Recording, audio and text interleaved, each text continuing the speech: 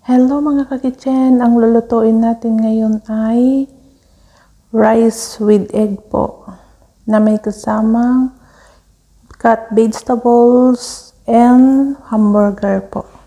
Kakaibang luto po ngayon. So, intro po muna tayo.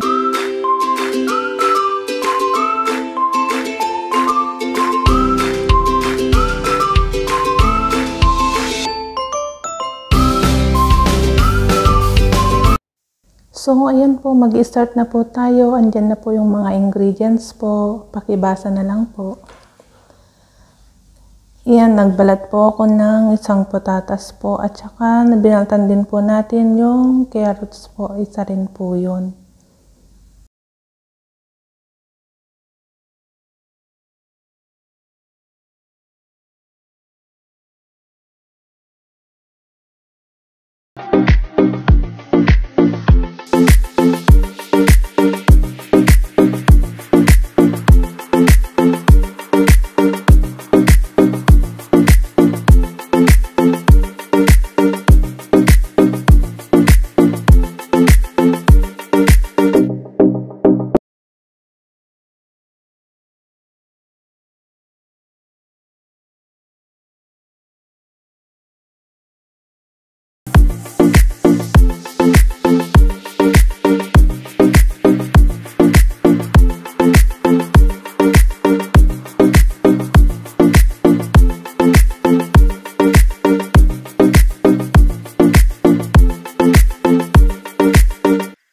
Ayan po, kinat ko po yung carrots po at saka patatas ng small cube po. Ganun din po yung burger po natin, square din po na maliliit. Ayan po.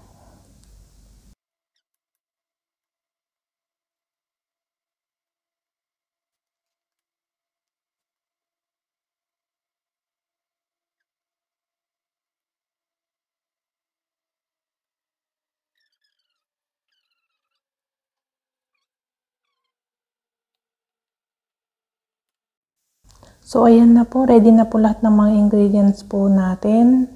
Ayan na po yung mga carrots, potato, ayan. Tsaka, syempre, yung rice po natin with black pepper and salt po. At may kasamang oyster sauce and soy sauce po. So, ayan po. Nagpainit po ako ng mantika po. Ayan po. Tapos, i-add po natin yung hamburger po. Yun po yung mauuna. Pwede rin po longganisa, kung ano po yung meron, pwedeng hotdog, pwedeng ham, sa inyo po kung ano po yung pwede nyo pong ilagay dyan.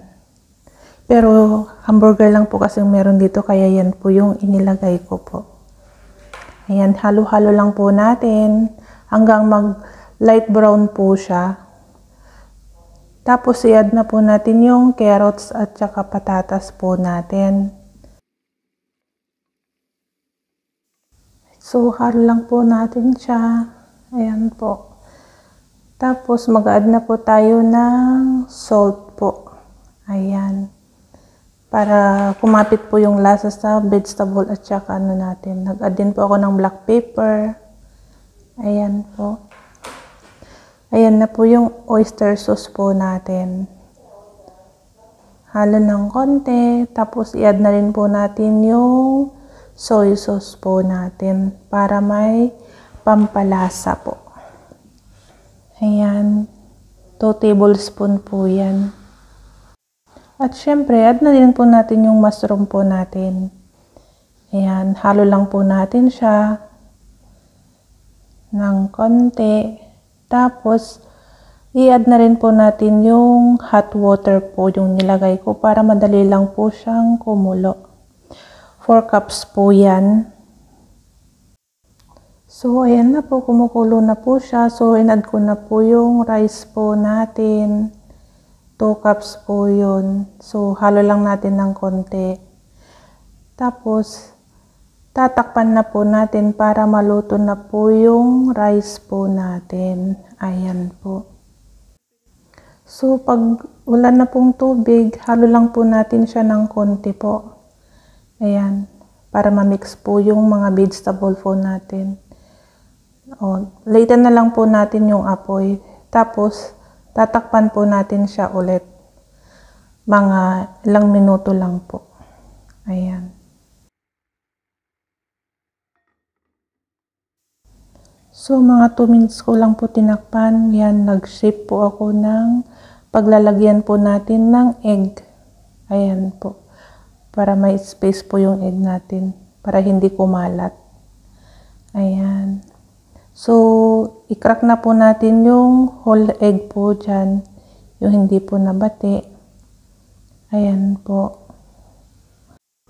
So, pagkalagay po natin yung mga egg, nag-sprinkle po ako ng konting salt lang po dun sa egg po para may lasa po yung egg po natin. Ayan po. So, takpan na po natin ulit. Takpan lang po natin siya ng mga 5 minutes po. Ayan. So, tapos na po yung rice with egg po natin. Sana po nagustuhan po ninyo. Ayan, lutong-luto na po siya. Napakasarap po talaga. Sa mga mami po dyan na katulad ko, pwede nyo pong yan lutuin po para sa mga kids po ninyo. Kung ayaw po nila ng vegetable, mapapakain po talaga sila sa sarap po niyan. Ayan.